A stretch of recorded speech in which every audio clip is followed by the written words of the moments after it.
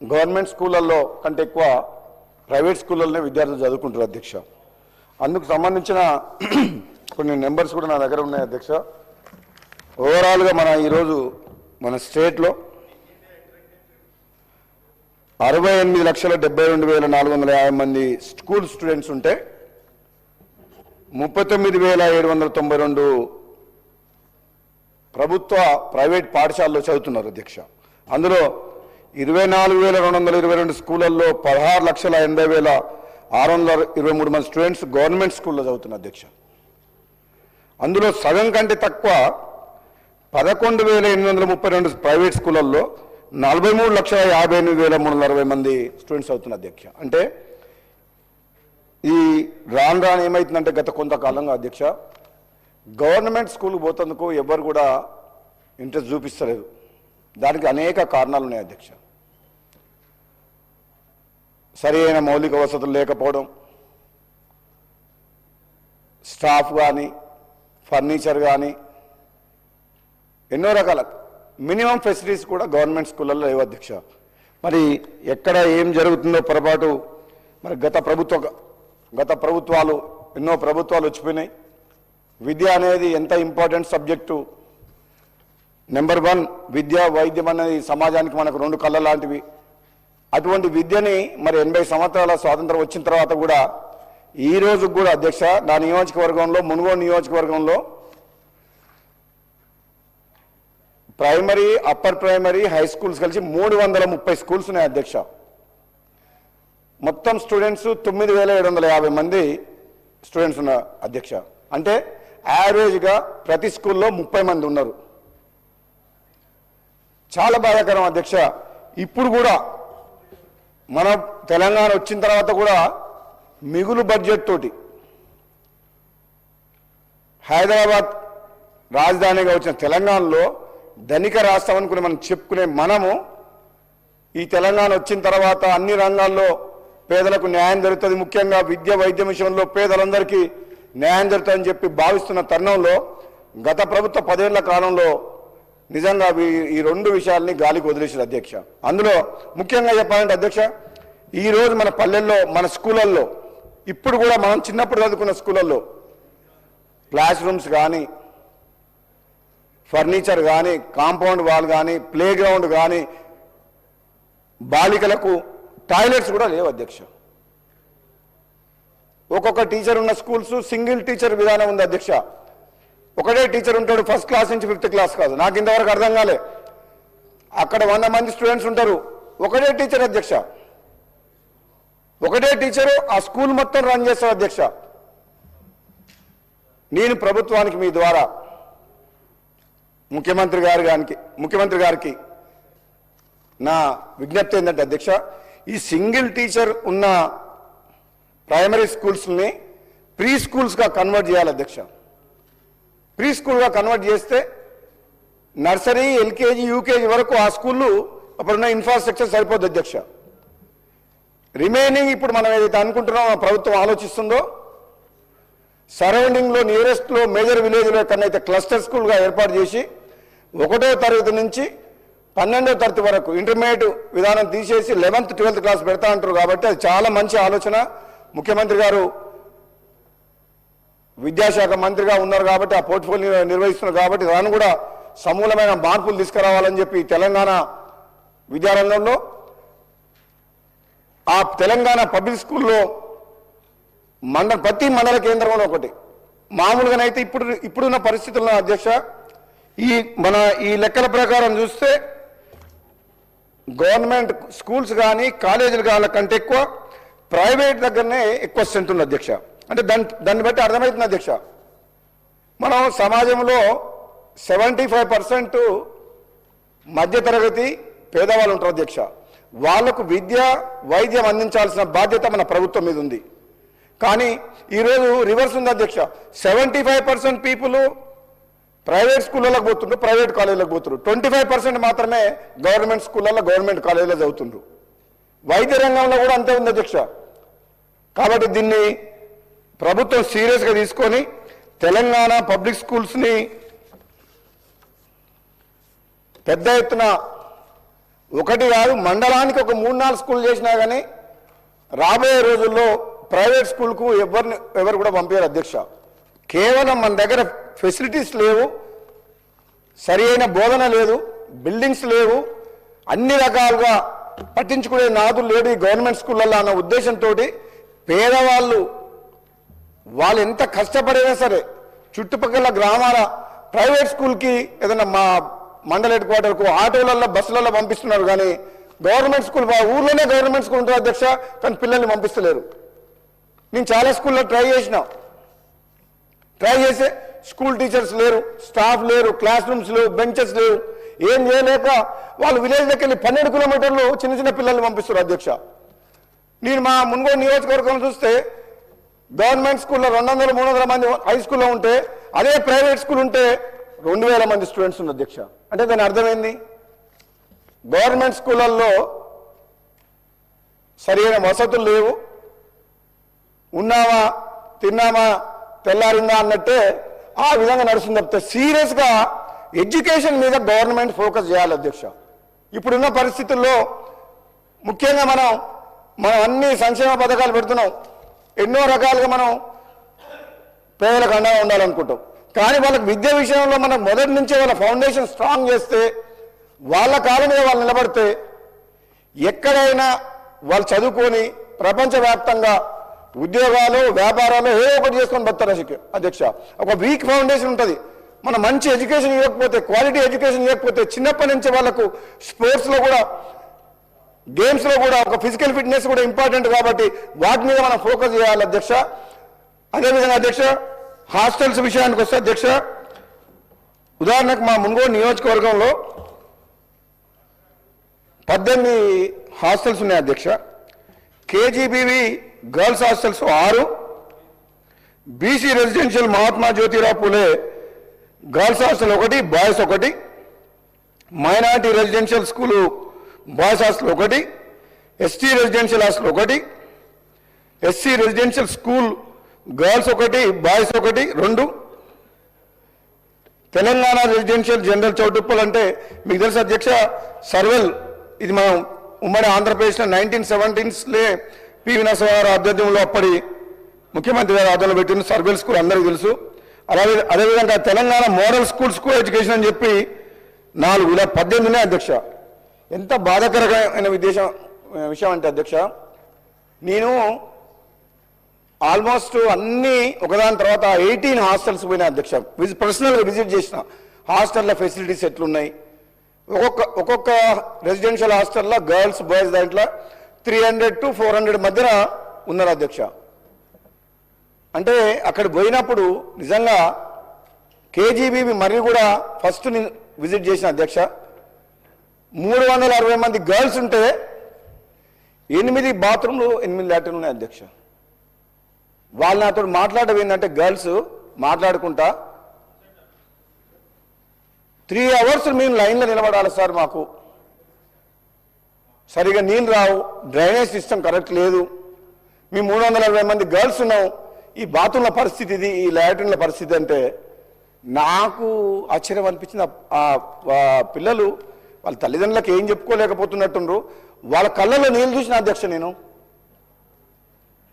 Dining hall లేదు, kitchen సరిగా లేదు, టాయిలెట్స్ లేవు, డ్రైనేజ్ సిస్టమ్ లేదు. డార్మెటరీ ఏదైతే డార్మెటరీ ఉందో అదే క్లాస్ రూమ్ డే టైంలో నైట్ టైంలో డార్మెటరీ. ఫ్యాన్స్ లేవు, ఫర్నిచర్ లేదు, మెష్ లేదు, దోమలు ఉన్నాయి, గ్రౌండ్ లేదు, ఇది చెప్పుకుంటూ పోతే నేను చెక్ లిస్ట్ తయారు చేసిన అధ్యక్ష. ఒక 15 రకాల సమస్యలు ఏదైతే ఉండాలనో గర్ల్స్, పేద తల్లిదండ్రులు, కూలికో నాలుకో బయటోళ్ళు, వ్యవసాయ కూలీలో చిన్న చిన్న ఉద్యోగాలు చేసుకునే వాళ్ళు పిల్లల్ని హాస్టల్లో మన గవర్నమెంట్ మీద మన మీద నమ్మకంతో వేసిపోయిండు. నిజంగా అక్కడ హాస్టల్ వాడేనడితే నాకేం తెలియదు అంటది. 360 మంది ఉన్న హాస్టల్లో ఒక కుటుంబంలో మన పిల్లల్ని 2 పిల్లలు ఉంటే భార్యాభర్తలు నాకు ఎంత అలర్ట్గా ఉండి వాళ్ళని మానిటరింగ్ చేస్తాం అధ్యక్ష. 360 మెంబర్స్ గర్ల్స్ ఉంటే వాళ్ళని పట్టించుకునే నాదుడే లేదు. మన గవర్నమెంట్ మెస్ ఛార్జీలు 40% పెంచింది, కానీ మానిటరింగ్ లేకపోవడం వల్ల క్వాలిటీ పెరగలే. వాళ్ళు ఏమంటారు, పని చేయమంటే నేను అందరిని పిలిచి మాట్లాడినా, మాకు 9,500 రూపాయలు శాలరీ ఉంది, మాకు సరిపోవట్లేదు, మేము ఇన్ని గంటలు పనిచేస్తున్నాం, మా శాలరీ 9,500 సార్ మాకు వచ్చేది నెలకు అని చెప్పి ఆ మహిళలు వంటగదిలో పనిచేసేటోళ్ళు, అసిస్టెంట్స్, స్వీపర్స్ మినిమం మాకు 15,000 శాలరీ ఇప్పియండి అంటున్నారు అధ్యక్ష. మరి అటువంటి స్టూడెంట్స్ని మనము ముఖ్యంగా గర్ల్స్ని టేక్ కేర్ చేయాలంటే వాళ్ళకు వాళ్ళే సంతోషంగా లేనప్పుడు వాళ్ళు ఏం సర్వీస్ చేస్తారు అధ్యక్ష?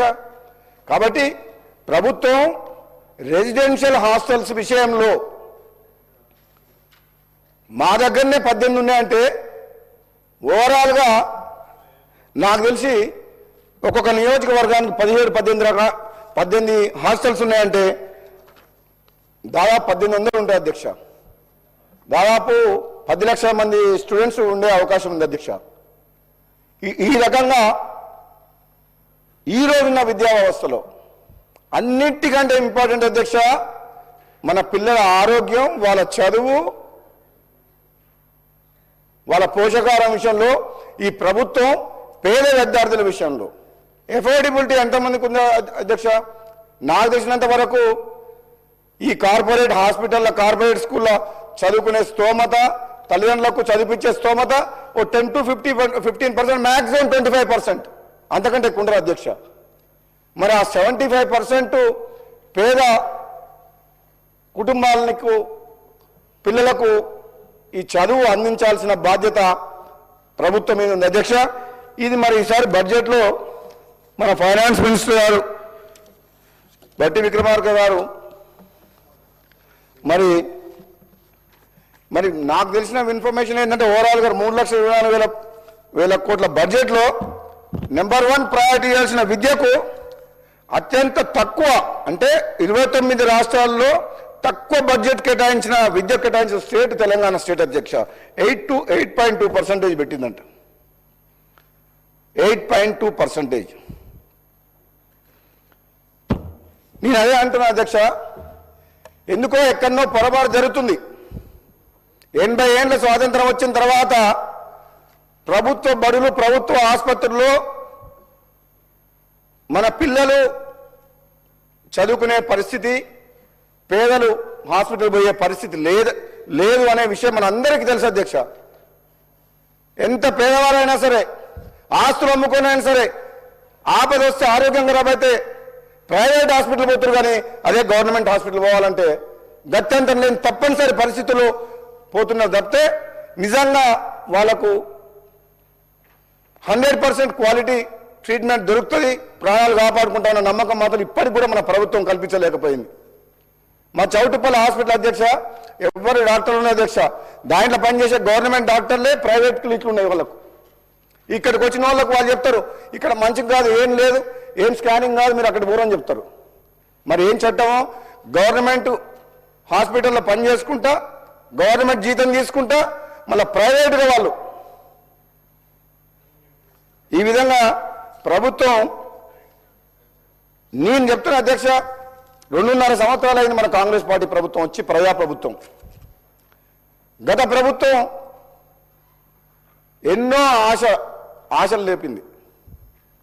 తెలంగాణ ఇచ్చిన కాంగ్రెస్ పార్టీ కాదని కేసీఆర్ గారి మాటలు నమ్మి 2 సార్లు ఓటేసి గెలిపిస్తే, కానీ ఏ ఒక్కరి జీవితాల్లో, పేద ప్రజల జీవితాల్లో మార్పు మాత్రం రాలేదు అధ్యక్ష. కాంట్రాక్టర్ల కోసం డిజైన్ చేసి వాళ్ళు చెప్పిన డిజైన్ల ప్రకారం, వాళ్ళు చెప్పిన ప్రాజెక్టులు అప్పులు తీసుకొచ్చి రాష్ట్రాన్ని అప్పులపాలు చేశారు. కానీ పేదవాళ్ళ విషయంలో మాత్రం నిజంగా గ్రాస్ రూట్ లెవెల్లో ఉన్న పేదవాళ్ళకు మాత్రం తెలంగాణ రాష్ట్రం వచ్చిన తర్వాత వాళ్ళ ఆశలు నెరవేరలేదు, వాళ్ళ కష్టాలు పోలేదు అధ్యక్ష. కాబట్టి అధ్యక్ష, ఈ విషయంలో మీ ద్వారా గౌరవ ముఖ్యమంత్రి గారికి ఈ విద్యా వ్యవస్థ మీద ఇంకా సమయం కేటాయించి గ్రాస్ రూట్ లెవెల్లో జరుగుతున్న మన కార్యక్రమాలని మానిటరింగ్ సిస్టమ్ కూడా ఉండాలి అధ్యక్ష. మానిటరింగ్ లేకపోతే మనం ఎంత డబ్బు ఖర్చు పెట్టినా గవర్నమెంట్ కింద పేదలకు అందుతుందా, స్టూడెంట్స్ కానీ వాళ్ళంతా కరెక్ట్గా మానిటరింగ్ చేస్తుందా అనే సిస్టమ్ లేకపోతే అది కింద దాకా చేరాదు అధ్యక్ష. కాబట్టి అదొక్కటి చేయాలని మీ ద్వారా ప్రభుత్వాన్ని కోరుకుంటూ, మన ఉప ముఖ్యమంత్రి బట్టి విక్రమార్క గారికి కూడా, ఫైనాన్స్ మినిస్టర్ గారు కూడా ఇంకా మరొకసారి ఆలోచన చేయండి. ఎప్పటికైనా ఈ రోజు కాదు, మా నియోజకవర్గం మధ్యలో కావచ్చు, తెలంగాణ మొత్తంలో గ్రామీణ ప్రాంతాల్లో ఉన్న ప్రభుత్వ బడుల పరిస్థితి భయంకరంగా ఉంది. మనం వెంటనే దీని మీద చర్యలు తీసుకొని వీలైనంత ఎక్కువ బడ్జెట్ కేటాయించి పేదలకు అండగా ఉండి వాళ్ళ పిల్లల చదువు విషయంలో, రెసిడెన్షియల్ హాస్టల్ విషయంలో మెరుగైన సౌకర్యాలు కల్పించాలి అధ్యక్ష. ఎందుకంటే పిల్లల్ని మన మీద బాధ్యతతోటి పేద తల్లిదండ్రులు అప్పచెప్పి వెళ్ళిపోతుండ్రు. కానీ అక్కడ భయంకరమైన పరిస్థితులు అధ్యక్ష. నేను చెప్పిన స్కూల్లో నాకు బాగా అనిపించి మా తల్లిగారి పేరు మీద కోమటిరెడ్డి సుశీలమ్మ ఫౌండేషన్ పేరు మీద వెంటనే నేను కస్తూరిబా స్కూల్కి ఇంజనీర్లు పంపించి మా స్టాఫ్ని పంపించి దాదాపు 2.5 కోట్లు ఖర్చు పెట్టి క్లాస్ రూమ్స్, 30 బాత్రూమ్లు, 30 లాట్రిన్లు, డైనింగ్ హాలు ఇవన్నీ ఒక స్కూల్ కట్టగలిగిన అధ్యక్ష. 100% ఏదైతే చెక్ లిస్ట్ తయారు చేసినామో ఒక 90 డేస్ ప్రోగ్రాంలో ఆ స్కూల్ని కంప్లీట్ చేయించినాం అధ్యక్ష.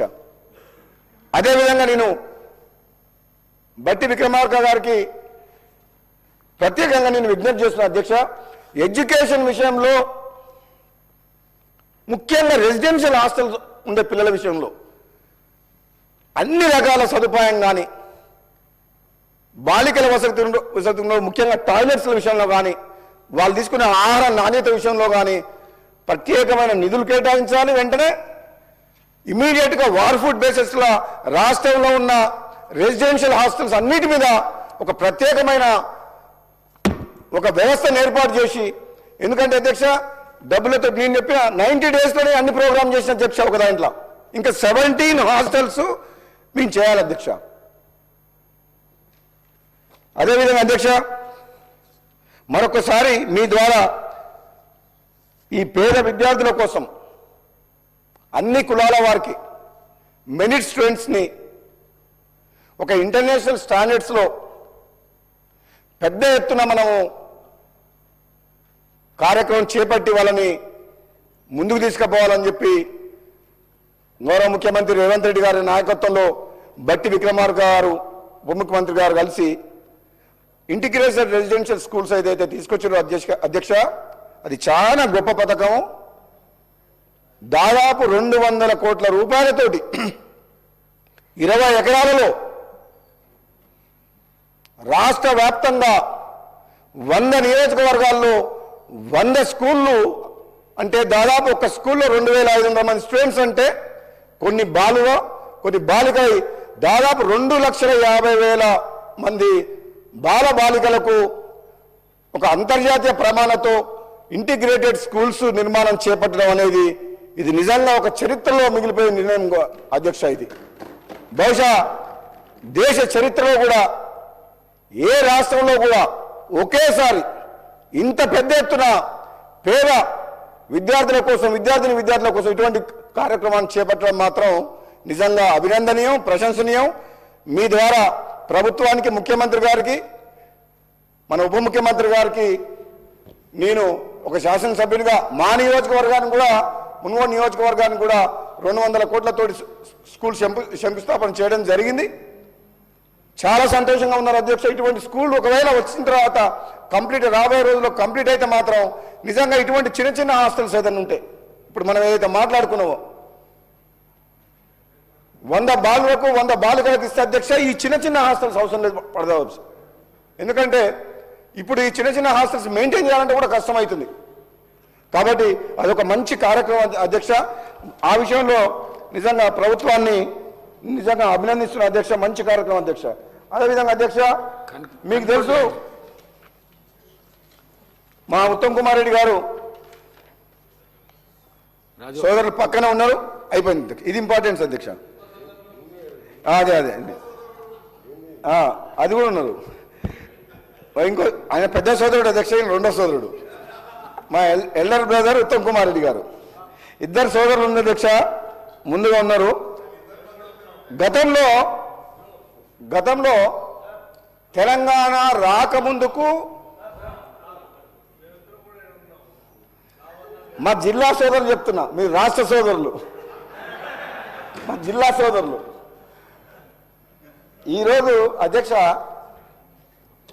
తెలంగాణ రాకముందుకు కాంగ్రెస్ పార్టీ ఎంతో ఆలోచన చేసి కాంగ్రెస్ ప్రభుత్వం ఉన్నప్పుడు ఎన్నో ప్రాజెక్టుల రూపకల్పన చేసి ఎన్నో లక్షల ఎకరాలకు తక్కువ ఖర్చుతో నీళ్ళిచ్చింది అధ్యక్ష కాంగ్రెస్ పార్టీ ప్రభుత్వం ఉమ్మడి ఆంధ్రప్రదేశ్లో.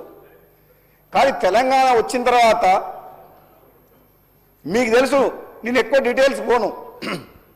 ఎందుకు డీటెయిల్స్ పోనంటే గత 2.5 సంవత్సరాల నుంచి ఈ అసెంబ్లీ వేదికగా బయట ప్రాజెక్టుల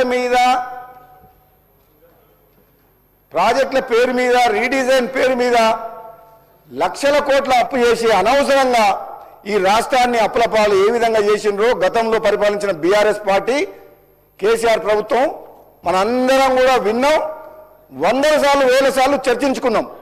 అందుకని నేను ప్రత్యేకంగా ఈసారి దాని గురించి ఎక్కువ డీటెయిల్స్గా పోను అధ్యక్ష. ఎందుకంటే సేమ్ సబ్జెక్టు ముఖ్యమంత్రి గారు, మన ఇరిగేషన్ మినిస్టర్ గారు, ఉత్తమ్ కుమార్ రెడ్డి గారు ఎన్నో సందర్భాల్లో వాళ్ళు చేసిన నిర్వాహకం ఏంది,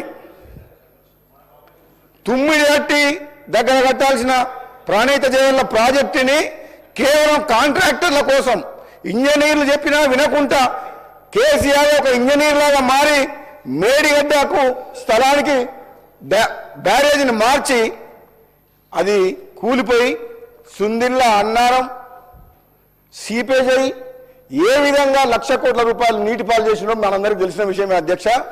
అందులో డీటెయిల్గా పోను. వాళ్ళు తీసుకున్న నిర్ణయాల వల్ల ఇదే రాష్ట్రమే అప్పుల పాలైంది అధ్యక్ష. కానీ నేనేమంటున్నా, ఈ 1,87,000 కోట్ల రూపాయలు 10 ఏళ్ళలో ఖర్చు పెట్టి మనకేమన్నా సాగునీరు ఇచ్చిండ్రా?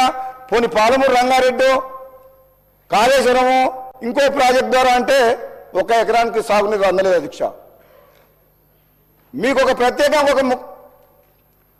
ఒక ఇంపార్టెంట్ ఏం చెప్తున్నా అంటే, ఉదాహరణకు మా మునుగోడు నియోజకవర్గం దేవరకొండ నియోజకవర్గానికి సంబంధించిన డిండి లిఫ్ట్ ఇరిగేషన్ స్కీమ్ అధ్యక్ష, అది పాలమూరు రంగారెడ్డి లిఫ్ట్ ఇరిగేషన్ స్కీమ్లో ఇంటర్నల్గా భాగంగా 0.5 టీఎంసీ తోటి 60 రోజుల్లో 30 టీఎంసీలు తీసుకొచ్చి దేవరకొండ మునుగోడు నియోజకవర్గం, ముఖ్యంగా మునుగోడు నియోజకవర్గం అత్యంత ఫ్లోరైడ్ ఉన్న ప్రాంతం ఈ ప్రపంచంలో గ్లోబ్లో 4 లక్షల ఎకరాలకు సాగునీరు అందిస్తేందుకు ఆ డిండి లిఫ్ట్ ఇరిగేషన్ స్కీమ్ ప్రాజెక్ట్ తీసుకొచ్చింది అధ్యక్ష. కేసీఆర్ హడావుడిగా వచ్చి మా మునుగోడులో శివనగూడెం రిజర్వాయర్కు 10 సంవత్సరాల ముందే కూర్చొని 2 సంవత్సరాలు కంప్లీట్ చేస్తా అని చెప్పింది అధ్యక్ష. ఆశ్చర్యం ఏంటంటే ఈ ప్రపంచంలో కూడా ఎక్కడ జరగకుండా అధ్యక్ష, ల్యాండ్ ఎక్విజిషన్ చేయకుండా, రైతుల భూములు సేకరించకుండా, R&R చేయకుండా మొత్తం గ్రామాల్లో ఉన్న పేదల్ని రైతుల్ని ఇబ్బంది పెట్టి బలవంతంగా పోలీసులను పెట్టి లాక్కొని టెండర్లు పిలిచి కాంట్రాక్టర్లకు మేలు చేసేందుకు రిజర్వాయర్లని